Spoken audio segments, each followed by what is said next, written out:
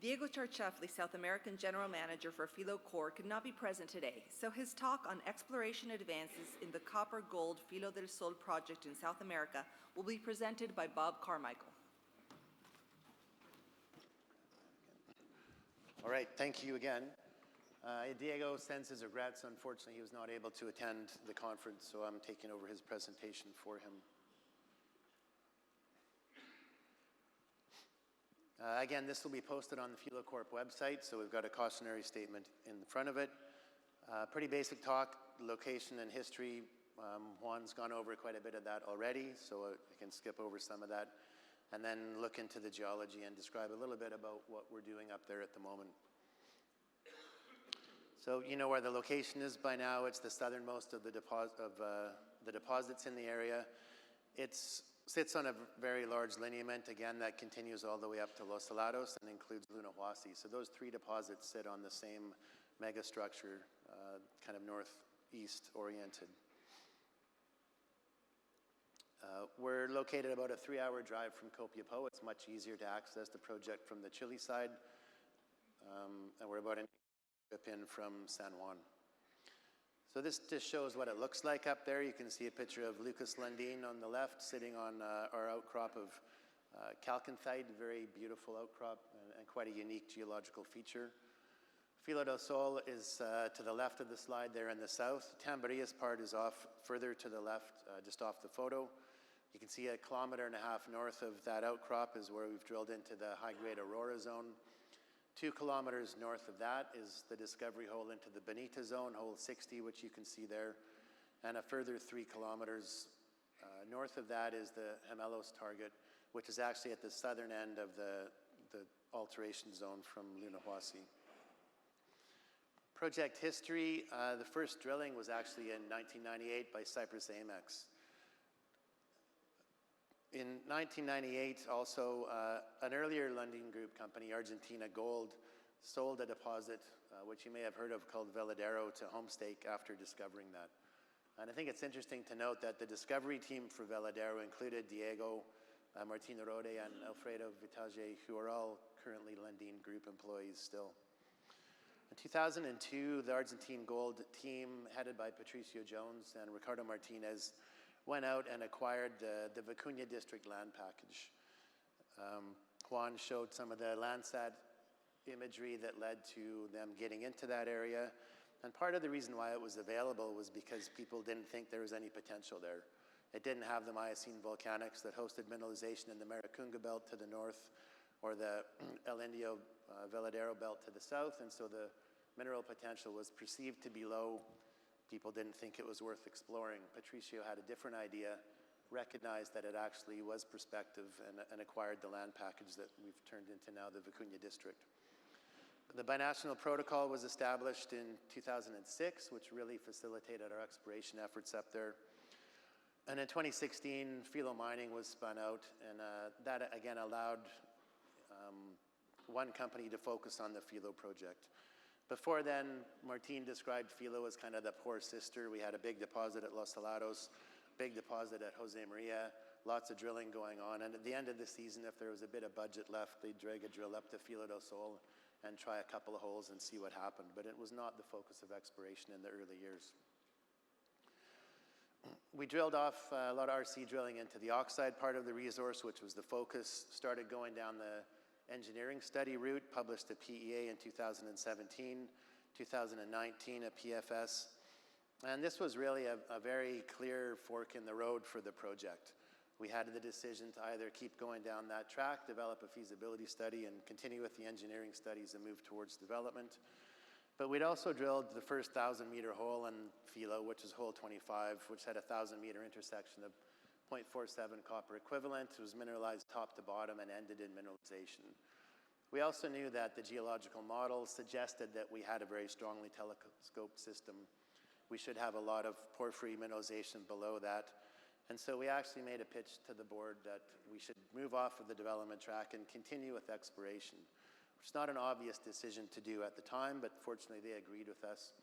And we put the engineering studies on the shelf and went back to just drilling. We were rewarded that season with hole 32, 760 meters of 1.1 copper equivalent, and then the next year with hole 41, which was the first hole into the Aurora zone, 858 meters of 1.8, and it included 163 meters of just over 5% copper equivalent. That was the first hole that we saw with the really high-grade material that we see in the core of the Aurora zone. We followed that up. I should mention that hole ended in mineralization, so we didn't get a look at the full width of the zone. We did with hole 55. The next year, we had just over 1,300 meters of 1.3% copper equivalent, and again, a nice high-grade zone within that, and drilling is continuing. That little bar chart there just shows how the drilling has accelerated in terms of meters. Again, with the spin out, we were able to focus a lot more financing and work on Filo, and we hope to get up to, we're on track to do 40,000 meters this year, which is significantly more than we've drilled in a year in the past. I'll just touch briefly on the PFS study. This shows the mineral resource that we developed, 425 million tons indicated, and I'll show you where that is in context with the drilling that we've done a bit later. The economics at those metal prices, a $1.28 billion after-tax NPV and a 23% IRR, so a very compelling project. It ultimately will likely become sort of the pre-strip for a larger pit that will exploit the sulfide resource. Still a very significant project, although we've moved on beyond that. So this is, again, that image tipped over on its side, so north is off to the right. You can see Tambarias zone on the left. The red outline is that resource. The blue outline is Filo del Sol and the Aurora zone, where we've established a deeper sulfide mineralization. And then you can see Bonita off to your right there on the slide. A lot of the drilling that we've been doing lately is in that gap between Bonita and Aurora, and I think we're clearly establishing that that's going to be continuously mineralized between those two. Bonita is not a separate zone on its own, and you can see the 5-kilometer scale bar down there at the bottom.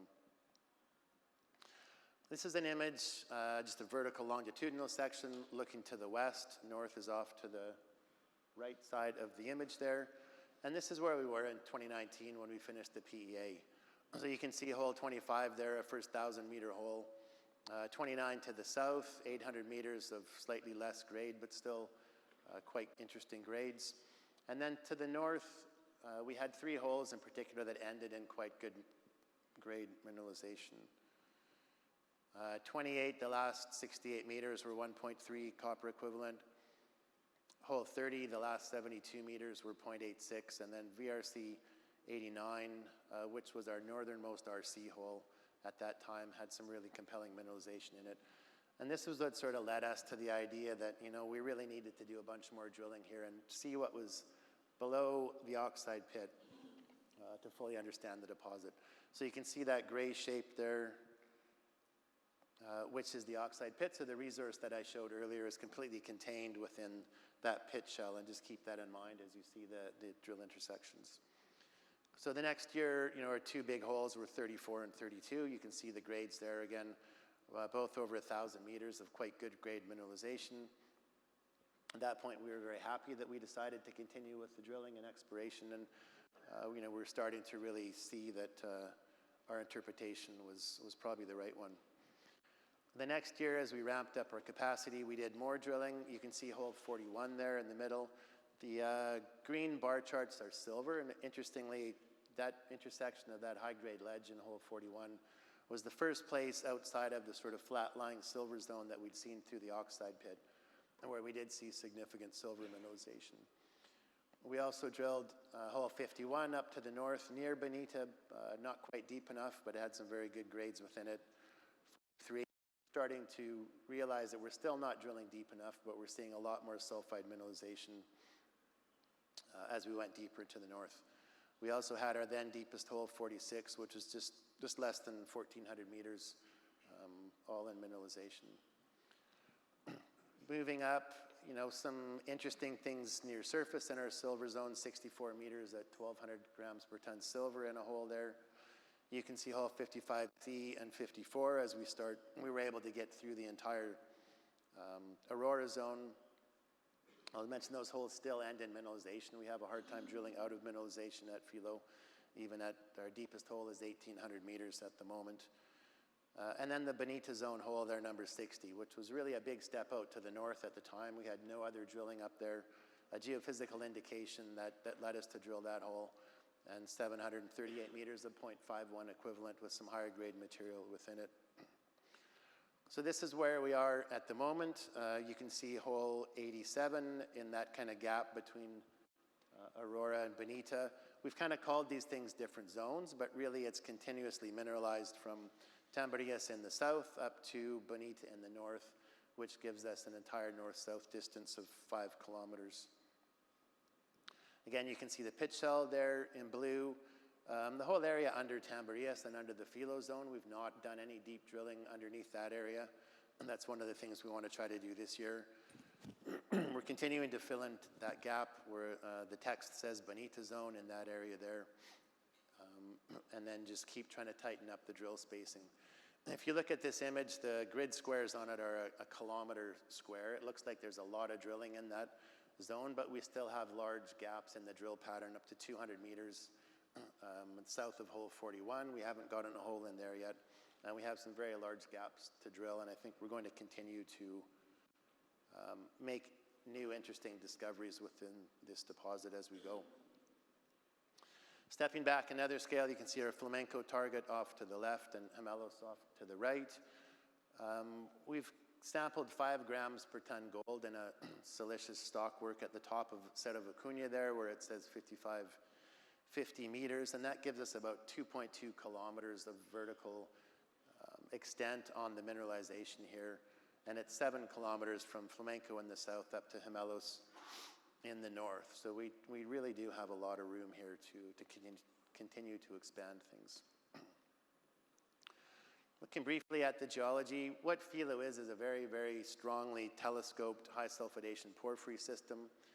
It's hosted by, again, the typical Choyoy Permian felsic volcanics, and the intrusions are 14, 15 million years. Breccias are an important part of the story at Filo. Most of the high-grade Aurora zone is hosted in a magmatic hydrothermal breccia. Early copper-gold mineralization, we have extensive potassic alteration and A-type veinlets, which occur up actually in the steam-heated zone. So that gives you an idea of the telescoping that's happened at Filo. And it's a really interesting story of rapid uplift and very, very quick erosion while this system was forming, which led to the telescoping of the high sulfidation system over top of the porphyry. This has left us with 2 very distinct types of mineralization: the high sulfidation mineralization with the typical mineral assemblage you'll see in those systems, and then a very sharp transition with depth into porphyry mineralization characterized by potassic alteration and chalcopyrite bornite mineralization primarily. One of the earlier talks referenced El Viejo, where we actually have a molybdenum sample that's dated to mid-Permian. We think that this is an area of very, very long-lived mineralized district at the intersection of 2 major crustal features, a good place to be looking for big deposits. And then finally, a long or an intense history of oxidation and supergene enrichment, which created the oxide resource that we saw earlier in the open pit. So some near-surface enriching and oxidation, which forms a very nice leach processing part of the project. A very good recent paper by Pepe Parejo and our geological team down there, and Dick Silito, economic geology. Pepe, I think it's coming out in the next... It's already out. It's already out? Okay. So this is quite new. It's available online and in the newest print version. A very good description of the whole Filo del Sol geological story, if you want to read more about it. Very quickly, the geology map. Again, keep in mind, north is to the right on these images. So you can see just a series of Choyoy rhyolites, primarily granites to the north, and we also see granites at depth as we drill into the deposit. Most of our holes are angled towards the west, and they end in this granite. In yellow there in the middle, just to the left of the line, you can see that kind of gold color is the main Aurora breccia. The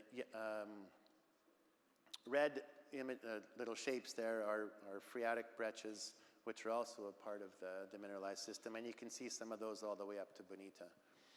You can see those main structures, which are actually northeast oriented, about north 20 degrees east. and then the 7 kilometers from Flamenco in the south up to Bonita in the north. The alteration pattern is quite typical of an HS system. You can see the middle part there with a lot of vuggy silica, steam-heated alteration, flanked by quartz alunite alteration and out into quartz kaolinite.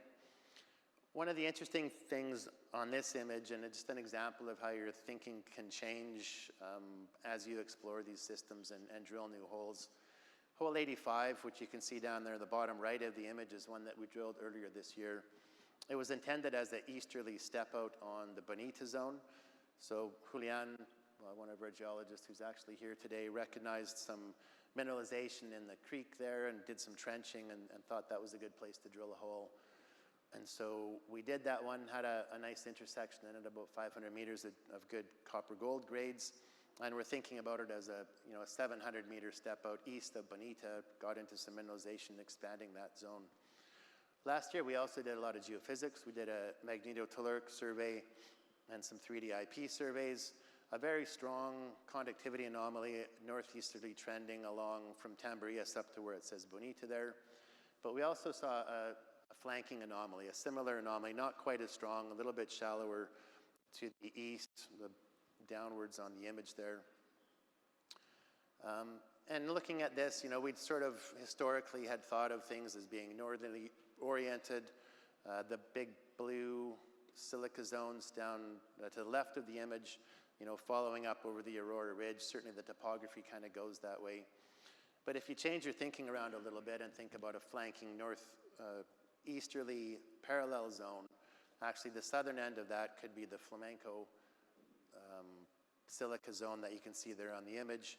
And in that context, hole 85 is actually the northernmost hole in a kind of yet undiscovered eastern zone, which has given us kind of a whole new exploration target in that area.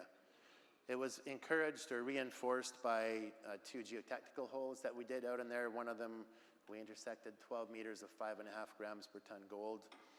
The other one didn't have a lot of mineralization in it, but it had a quite interesting alteration.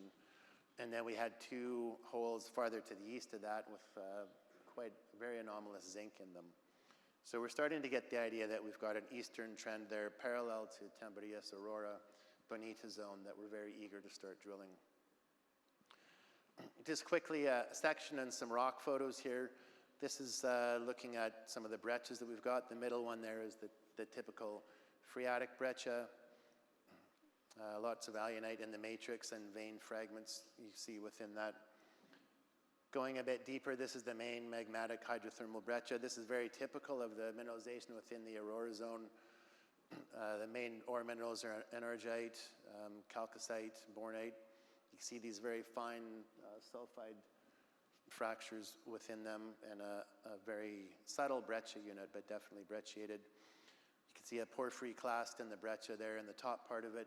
And then getting down deeper into the really high-grade part of this vuggy silica ledge, where we do have some pretty extreme copper, gold, and silver grades within it.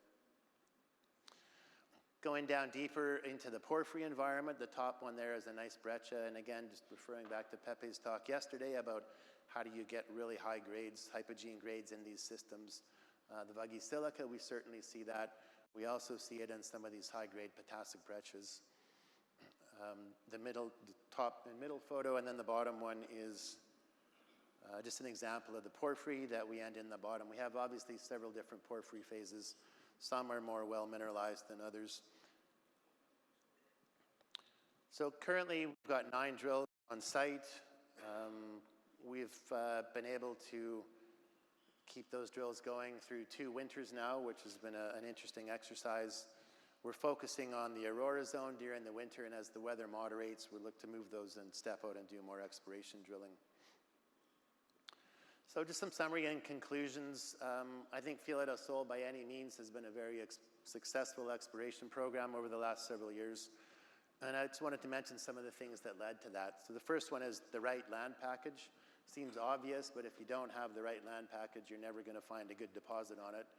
And that came about through ignoring the conventional wisdom. Patricio focused on the rocks, ignored what everybody said you may or may not find in that area, and realized it was actually a very good place to do exploration. Putting that land package into the right corporate structure was really important. Under NGX, we had the 3 projects in there. It was hard to get any traction at Filo. Spinning it out into its own company was instrumental in allowing us to finance and really accelerate the exploration there. Having the right geological concept was critical. The understanding at the PFS stage that we were really looking at the upper part of what was likely to be a much, much bigger deposit. Understanding the geology and where that was leading us to was key. Having the right leadership team, I mean, as the management, we sort of recognized that and were able to make a pitch to the board of directors. And again, it wasn't an obvious thing to do. We'd spent several years and a bunch of money developing all these engineering studies. And we went to the board and said, you know what, we actually think that's the wrong thing to do now. We need to go back to exploration. And they agreed. And I think that was a key part of what got us to where we are today. And again, it wasn't an obvious thing to do. And then having the right team on the ground. You know, we've got guys up there who've been doing this work in this area for decades. You know, as I mentioned, we've managed to run 2 seasons of drilling through the South American winter at 5,000 meters in the Andes. A lot of you will have worked in that environment and know that's not an easy thing to do. But we do have very good technical and logistical support and are able to continue the exploration through these in a difficult environment. So that's the Filo story at this point. Pepe's in the front row here.